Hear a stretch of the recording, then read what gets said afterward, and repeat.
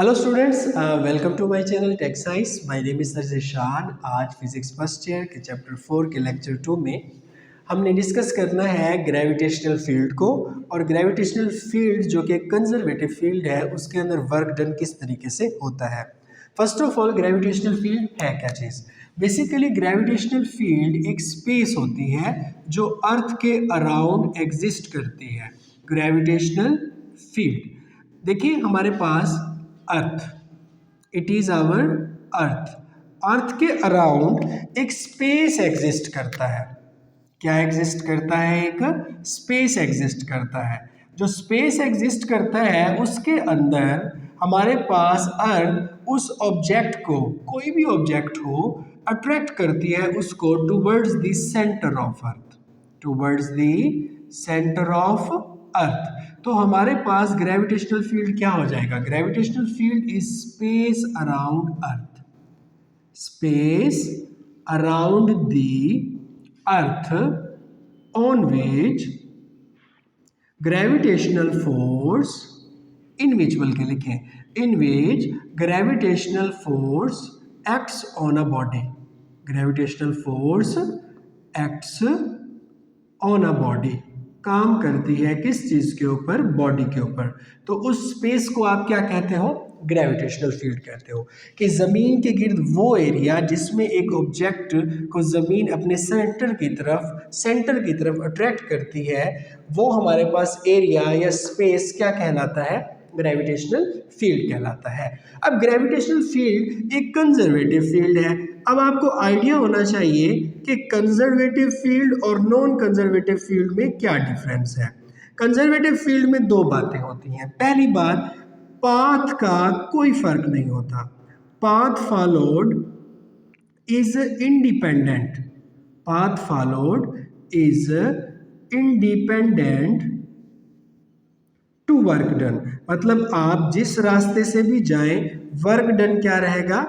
Same रहेगा। और अगर ये फर्स्ट पॉइंट कर लें आप इसको, अगर क्लोज्ड पाथ होगा, in case of closed path work done, in closed path work done is zero. Work done क्या होता है? जीरो होता है। और नॉन कंजर्वेटिव फील्ड के बारे में बात करें तो नॉन कंजर्वेटिव फील्ड इसका अपोजिट होगा। इसका अपोजिट होगा कंजर्वेटिव फील्ड का। इसमें जो पाथ फॉलोड है वो डिपेंड करेगा, पाथ फॉलो क्या करेगा? डिपेंड करेगा। और क्लोज पाथ में वर्क डन जीरो नहीं होगा। तो ये नॉन कंजर्वेटिव फील्ड और ये कौन सा फील्ड हो गया स्टूडेंट्स?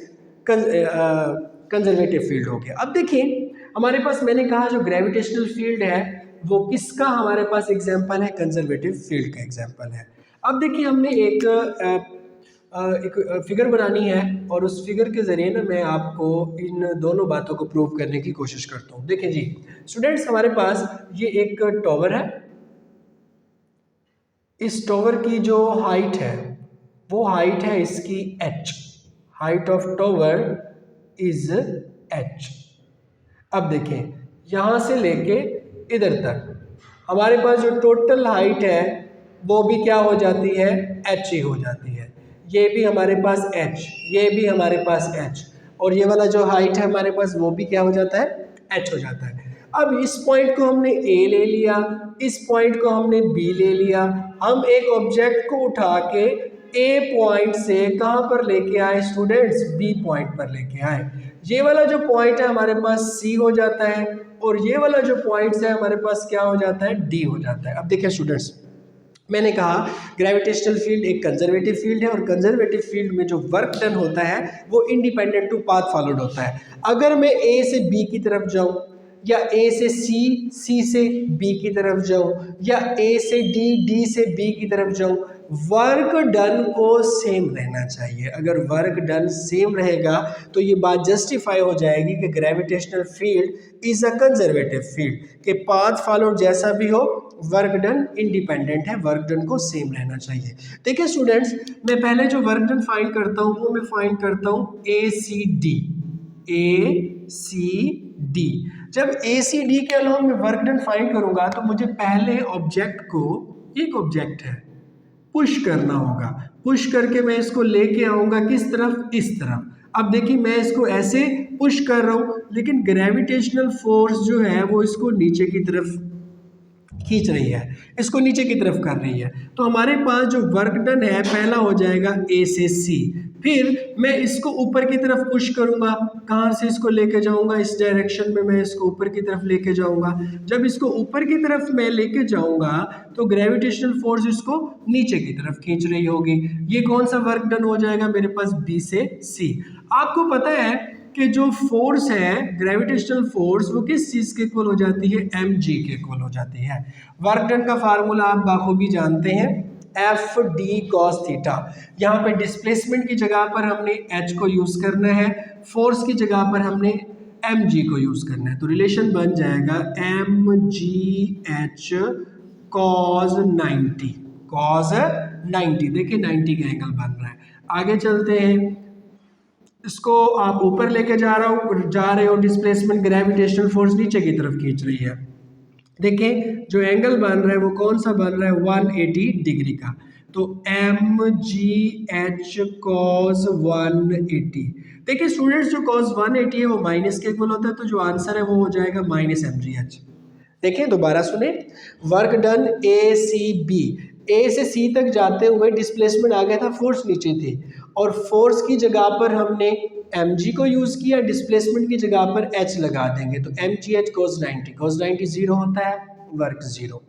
सो सेम एफ की जगह पर एम जी, और ये हाइट क्या आ जाएगी हमारे पास, एच आ जाएगी। अब देखिए बी से सी को जब आप सॉरी सी से बी को जब आप जा रहे थे स्टूडेंट, ये सी से बी होगा, सी से बी को जब आप जा रहे थे तो वर्क के केस में आपने इसको ऊपर लेके जाना था और ग्रेविटेशनल फोर्स इसको नीचे खींच रही थी, तो डिस्प्लेसमेंट ऊपर फोर्स नीचे, anti parallel, angle will be 180 और cos 180 -1 के इक्वल होता है। So work done along A C B हो जाता है माइनस एम जी एच के इक्वल। अब नेक्स्ट केस की तरफ चलते हैं, A D B, A D B students, work done A D B, ये किसके इक्वल होता है। अब वर्क डन पहले ए से डी की तरफ जाएगा, फिर स्टूडेंट्स उसके बाद आप लोग चलोगे डी से बी की तरफ। अब देखें आप इसको ऊपर लेके जा रहे थे, आप इसको ऊपर लेके जा रहे थे, जब आप इसको ऊपर लेके जा रहे थे तो ग्रेविटेशनल फोर्स इसको नीचे की तरफ खींच रही थी, तो जो रिलेशन है वो एंटी पैरेलल, कौन सा एंगल बनाएगा, 180 डिग्री। तो स्टूडेंट्स माइनस में आंसर आना चाहिए, एम जी एच कोस 180 आ जाएगा, work done from A to D.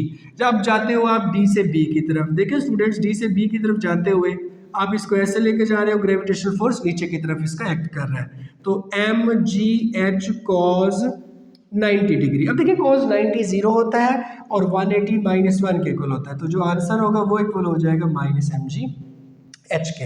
अब देखें आप, जब आप ए सी बी को गए तब भी वर्क डन नेगेटिव है, आप ए डी बी को गए तब भी वर्क डन आपके पास नेगेटिव है और सेम है। इससे एक एमसीक्यू की भी बात निकलती है कि जब work done against the gravitational force होगा तो नेगेटिव होगा।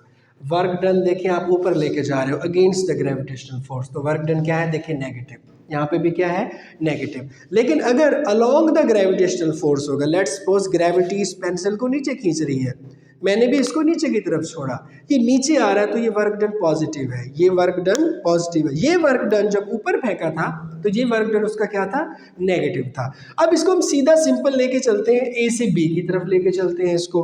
देखिए स्टूडेंट्स, जब मैं इसको ए से बी की तरफ लेके जाता हूँ, इसी को मैं ए से बी की तरफ लेके जा रहा हूँ, देखिए जो इसका हाइट था वो तो अपने पास देखें जी था एच के इक्वल ही था। अब इसको छोटे छोटे पार्ट्स में मैंने ऐसे करके डिवाइड कर लिया, जो टोटल पाथ था हर के along del y1 del y2 so on, ये क्या हो जाएगा, डेल yn हो जाएगा। अब आप इसको ऊपर लेके जा रहे हो तो जो वर्क डन है टोटल वो तो अलोंग होगा हमारे पास y एक्सेस। देखिए y एक्सेस पे वर्क डन मिला है, x एक्सेस पे वर्क डन हमें नहीं मिला, तो हमने जब y एक्सेस पर वर्क डन लेना होता है तो एंगल क्या होता है, 180, तो माइनस एम जी, साथ में हम ऐड कर लेंगे del y1 del y2 plus so on del yn। सब डेल वाइज को हमने क्या कर लिया, ऐड कर लिया, और वो किसके इक्वल हो गया, एच के। तो वर्क टोटल स्टूडेंट्स किस चीज़ के इक्वल हो जाएगा, माइनस एम जी एच के। अब मैं पहली बात को तो जस्टिफाई कर चुका हूँ कि gravitational field is a conservative field, कि देखिए मैं इस पाथ से गया, फिर मैं ए सी बी इस पाथ से गया, फिर ए डी बी इस पाथ से गया, सब में work done minus m g h, minus m g h, minus m g h, सारे वर्क डन क्या है, इक्वल है। लेकिन अब मुझे दूसरे पॉइंट की तरफ प्रूव करना होगा कि जब क्लोज पाथ होता है तो वर्क डन को क्या होना चाहिए स्टूडेंट्स, जीरो होना चाहिए। तो अब क्लोज पाथ का केस डिस्कस कर लेते हैं इस जगह के ऊपर जल्दी से।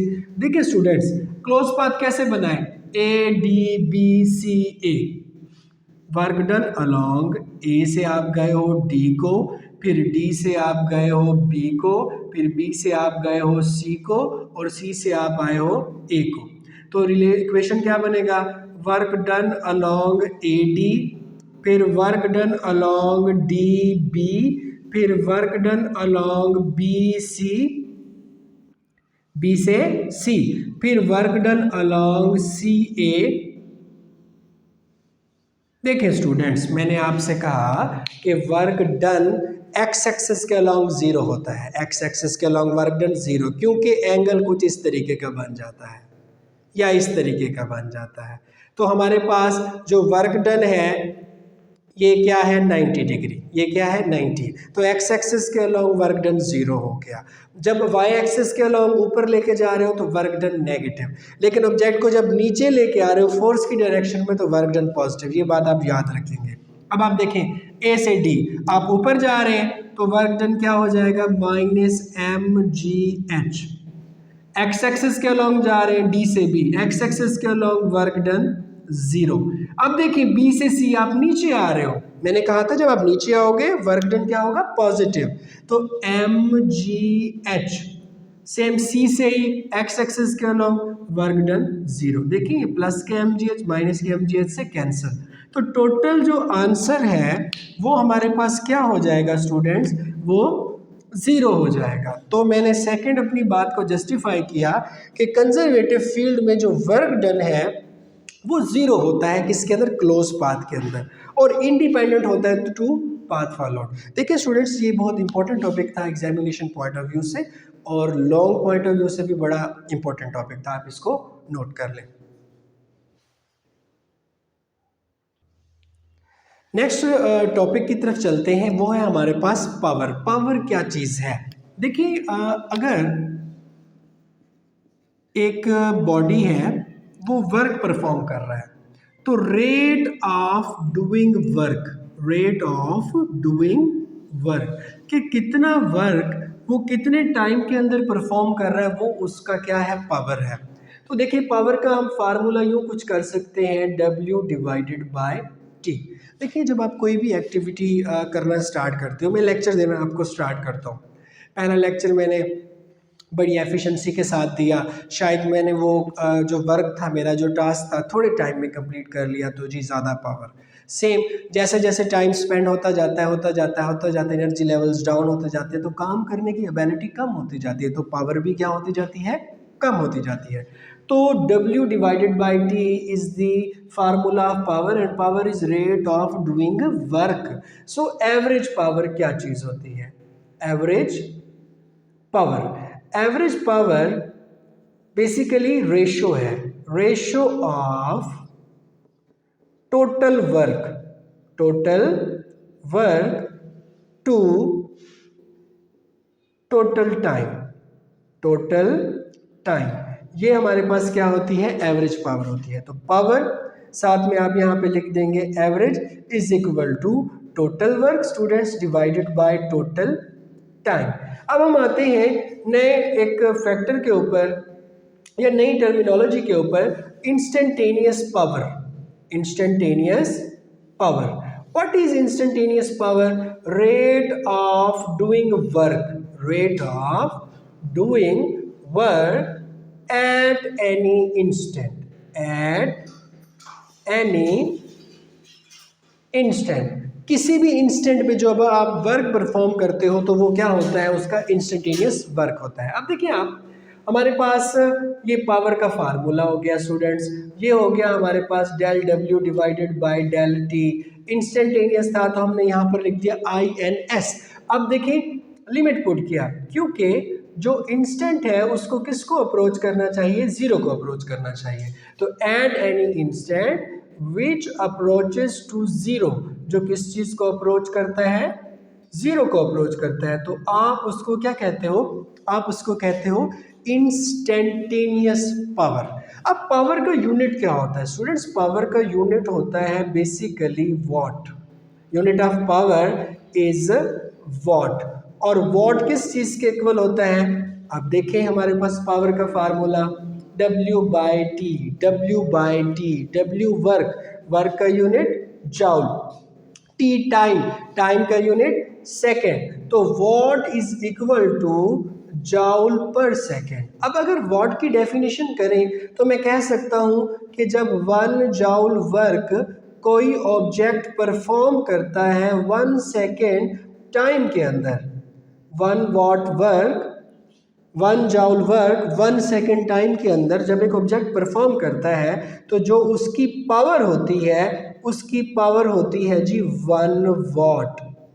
1 जाउल ऑफ वर्क कोई ऑब्जेक्ट परफॉर्म कर रहा है 1 सेकेंड के अंदर, तो जो उसकी पावर है वो क्या है स्टूडेंट्स, 1 वॉट है। अब देखिए पावर का ये एक छोटा सा यूनिट समझ ले 1 वॉट, तो बाज़ दफ़ा जो बड़ा यूनिट होता है इसका आप उसे ले लेते हो किलो वाट। क्या ले लेते हो, kilowatt. MCQ point of view से कुछ बातें मैं आपके साथ डिस्कस करना चाहूँगा इस टॉपिक के से रिलेटेड। देखिए वाट, अच्छा, और किलो वाट, ये दोनों यूनिट किस चीज़ के हैं, पावर के यूनिट है। किसके यूनिट है, पावर के। एक और यूनिट डिस्कस कर लिया जाता है वाट सेकेंड, वाट सेकेंड। अब देखिए वाट सेकेंड है क्या चीज, वाट सेकेंड। अब वाट आपको मैंने थोड़ी देर पहले बताया कि वाट इक्वल होता है जाउल पर सेकेंड के, और उसको आप मल्टीप्लाई कर रहे हो सेकेंड से, तो सेकेंड से सेकेंड कैंसिल हो जाएगा, बाकी क्या बच जाएगा, जाउल। तो जाउल यूनिट होता है किस चीज का, वर्क डन का। तो हम कहेंगे आप 1 वाट पावर लगाओ 1 सेकेंड के लिए, आपने 1 वॉट पावर अप्लाई करना है। 1 वॉट पावर को क्या करना है, आपने अप्लाई करना है। अच्छा जी, कितने सेकंड के लिए, 1 सेकंड टाइम के लिए, ठीक है जी, कर दिया। तो जो वर्क डन होगा वो क्या होगा हमारे पास, 1 वॉट सेकंड, 1 वॉट सेकंड। ये MCQ पॉइंट ऑफ व्यू से कुछ बातें थी जो आपके साथ इस पॉइंट पे हमने क्या की, डिस्कस की। अब एक इंपॉर्टेंट शॉर्ट क्वेश्चन आ जाता है, कहते हैं प्रूव करो P is equal to F dot V, P is equal to F dot V। देखिए बेटा हमारे पास जो फार्मूला है वो क्या है, अब फार्मूला हमारे पास ये है कि P is equal to del W divided by del T। आप थोड़ा इसको नोट कर लें लेक्चर को, del W divided by del T। देखिए हमारे पास जो वर्क है उसका फार्मूला होता है F dot del D divided by del T। देखिए students del D by T जो है वो आपके पास इक्वल होता है पावर के, किस चीज़ के इक्वल होता है, sorry del D dot V आपके पास इक्वल होता है वेलोसिटी के। So P is equal to F dot V, ये एक रिलेशन है, short question point of view से भी इसको डिस्कस कर सकते हो आप लोग। अब आते हैं हमारे पास, देखिए किलोवाट जो यूनिट है वो पावर का है। अब एक और चीज़ आ जाती है बाज़ दफ़ा MCQ में कि किलोवाट आर किस चीज़ का यूनिट है, तो 1 किलो मीन्स 1000, वाट किसके इक्वल होता है, जाउल पर सेकंड के, आपने यहाँ पर जाउल पर सेकंड लिखा। आर इक्वल होता है 3600 सेकंड्स के, तो सेकंड से सेकंड कैंसिल होगा, तो ये इक्वल हो जाएगा 3.6 मल्टीप्लाई 10⁻⁶, और ये वाला क्या आ जाएगा, जाउल। 10⁻⁶ मेगा के इक्वल होता है 3.6 mega joule, and joule is the unit of energy, so it is unit of electrical energy. MCQ में मोस्टली पूछ लिया जाता है कि किलोवाट आवर किस चीज़ का यूनिट है, तो आपने बताना it is unit of electrical energy. देखिए students kilowatt hour is the commercial unit of electrical energy, watt kilowatt is the unit of power, and watt second is the unit of work. It was all about our second lecture. तब तक अपने channel का ख्याल रखिएगा और comment section में next topics के बारे में जो डिटेल से समझ रहे हो ज़रूर बताइएगा। अपने चैनल का ख्याल रखिएगा। बेटा हो रही है।